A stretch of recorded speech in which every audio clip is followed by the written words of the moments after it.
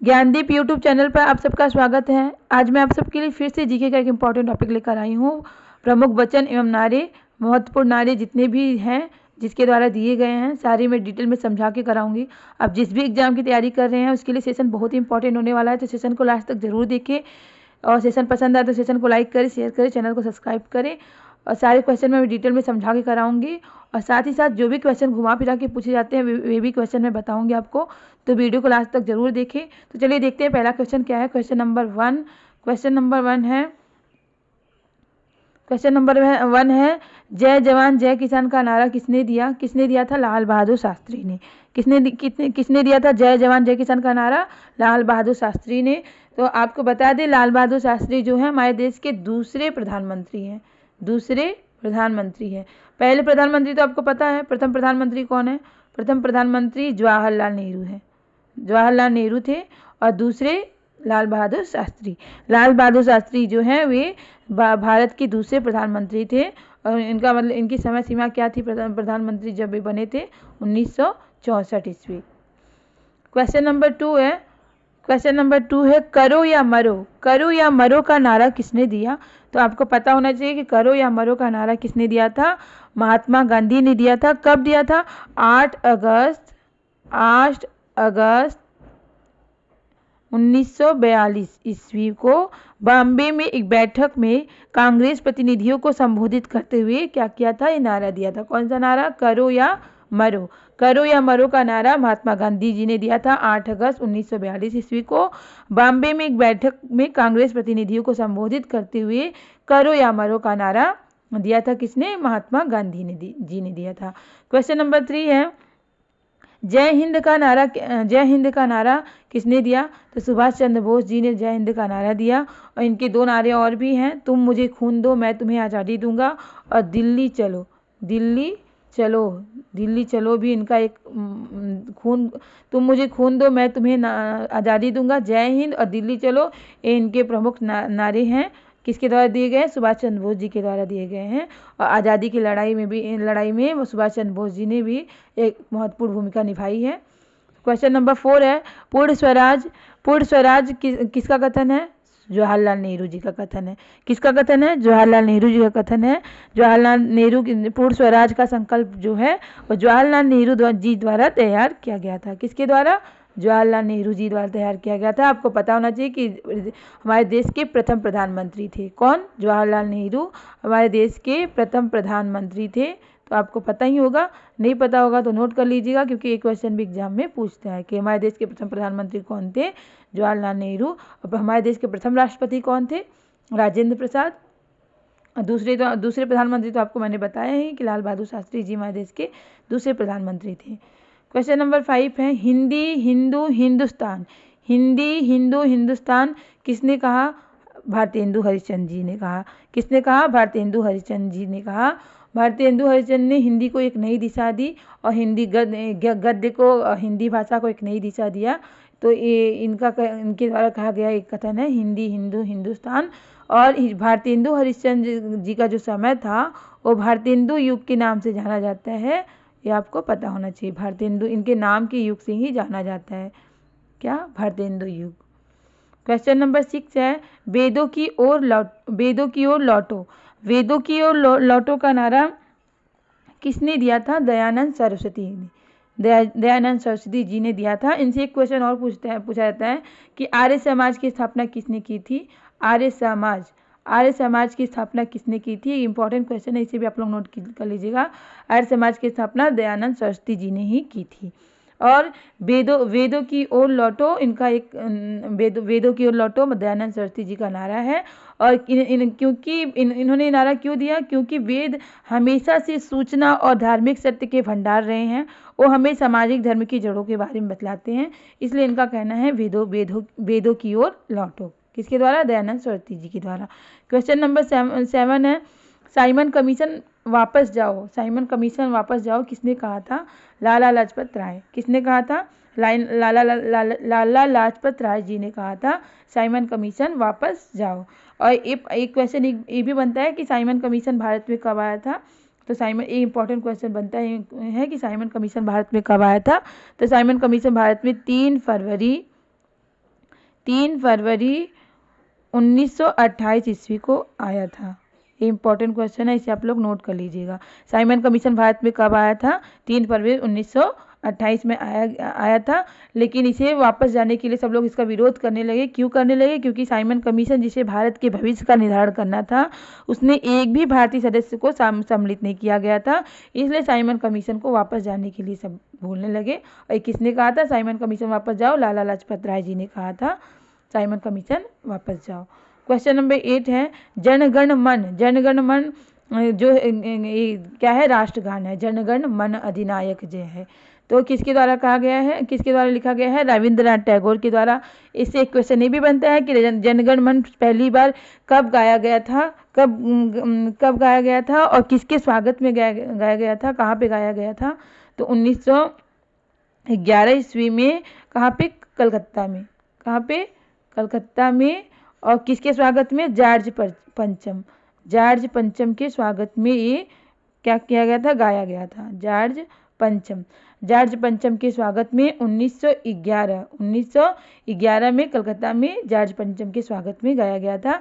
और रविन्द्रनाथ टैगोर जी हैं, ये रविन्द्रनाथ टैगोर के द्वारा ये गाया गया था।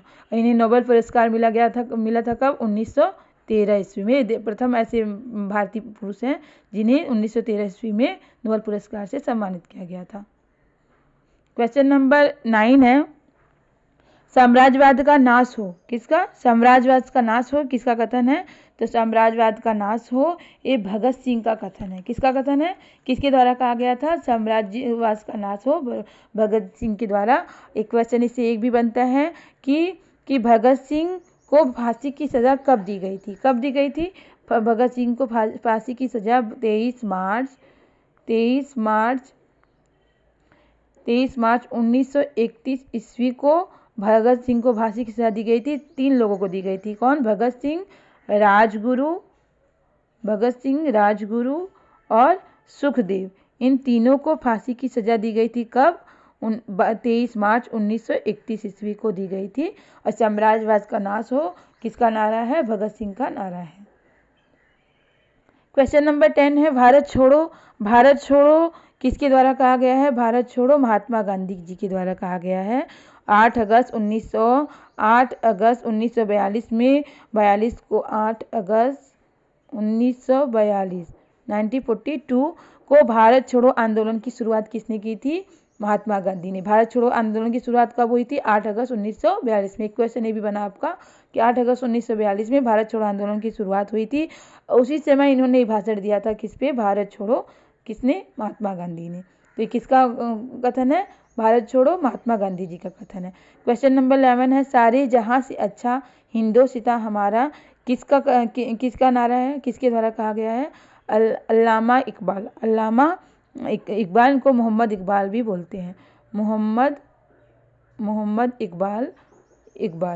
इकबाल भी इनको बोला जाता है। ये क्या थे? एक दार्शनिक, कवि और राजनीतिज्ञ थे। कौन? मोहम्मद इकबाल या अल्लामा इकबाल। अल्लामा मोहम्मद इकबाल। सारे जहां से अच्छा हिंदोसिता हमारा का नारा किसने दिया? अल्लामा इकबाल ने। क्वेश्चन नंबर 12 है दिल्ली चलो। दिल्ली चलो का नारा किसने दिया? मैंने आपको पहले ही बताया कि वंदे मातरम, तुम मुझे खून दो मैं तुम्हें आज़ादी दूंगा, दिल्ली चलो, ये नारा सुभाष चंद्र बोस जी के द्वारा दिया गया है। और स्वतंत्रता की लड़ाई के लिए इन्होंने भी अपना महत्वपूर्ण योगदान दिया है। क्वेश्चन नंबर 13 तुम मुझे खून दो। देखिए, तुम मुझे खून दो मैं तुम्हें आज़ादी दूंगा किसके द्वारा कहा गया है? किसका नारा है? सुभाष चंद्र बोस जी का नारा है।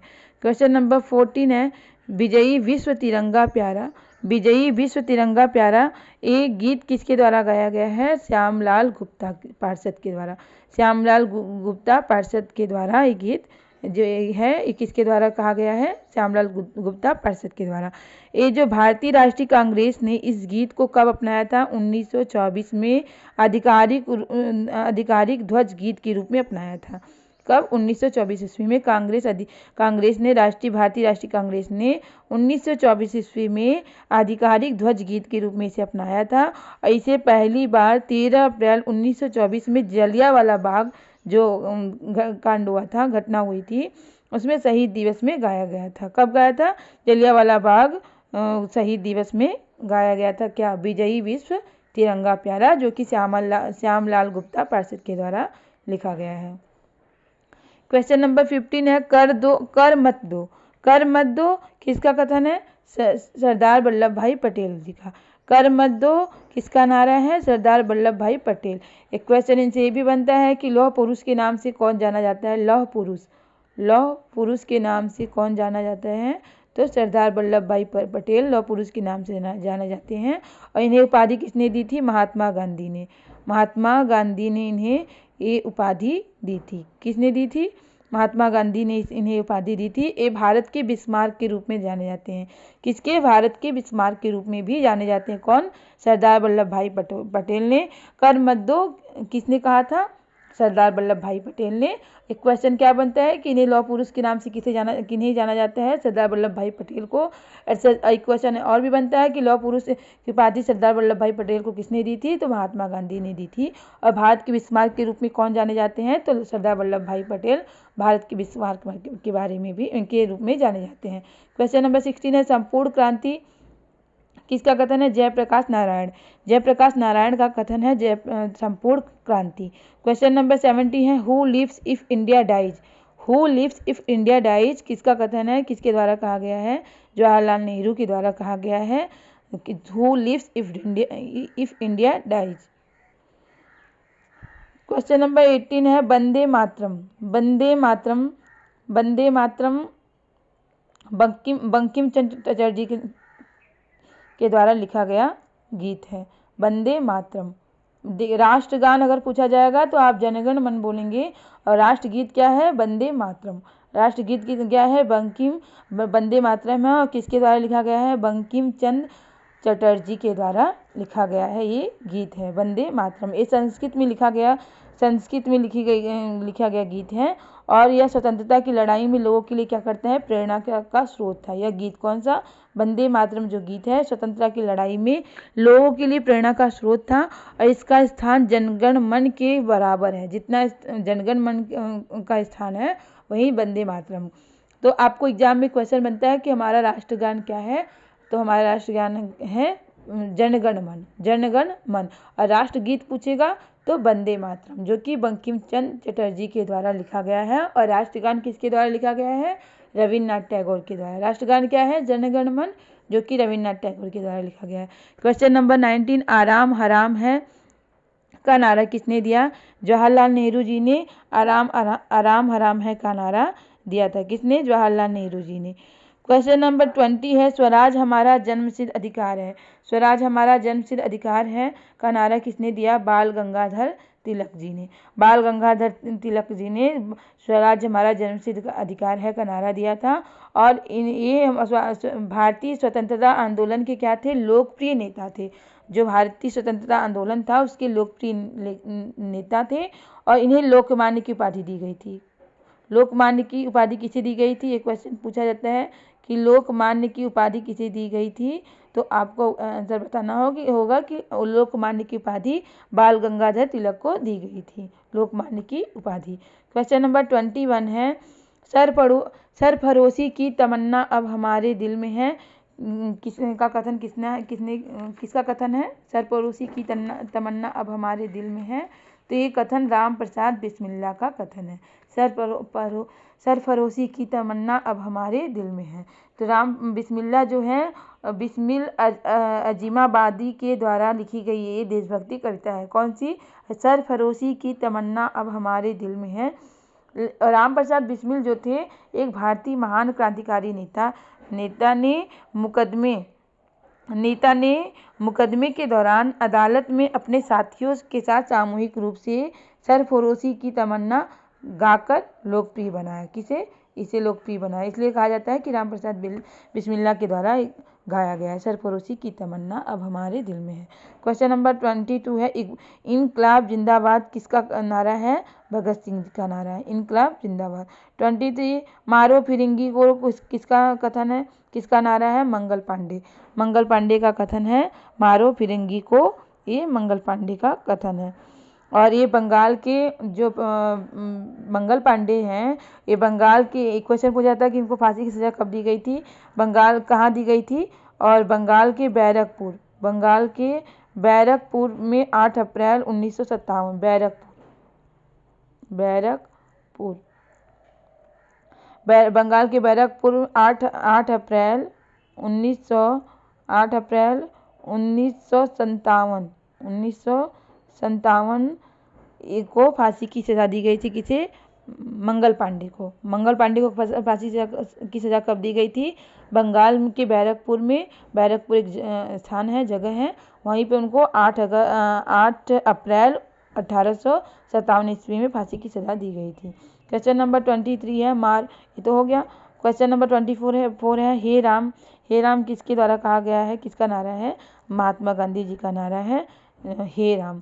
क्वेश्चन नंबर 25 है जय जगत किसका कथन है? जय जगत विनोबा भावे का कथन है। तो ये रहे आपके टॉप 25 नारे जो कि जिसके द्वारा जिन लोगों के द्वारा दिए गए हैं, उनके नाम यहाँ पे दिए हैं। मैंने सारे डिटेल में आपको समझाया है, तो उम्मीद है आपको सेशन ज़रूर पसंद आया होगा। अगर सेशन पसंद आया तो सेशन को लाइक, शेयर और सब्सक्राइब करना ना भूले, क्योंकि आपका लाइक, शेयर, सब्सक्राइब ही हमें मोटिवेट करता है इस तरह के क्वेश्चन लाने के लिए, जिससे आपकी अच्छी तैयारी हो सके और आप अपने एग्जाम में सफल हो सके। तो इसी तरह के क्वेश्चन की तैयारी करने के लिए हमारे चैनल से जुड़े रहें। तब तक के लिए मिलते हैं नेक्स्ट क्लास में। बाय।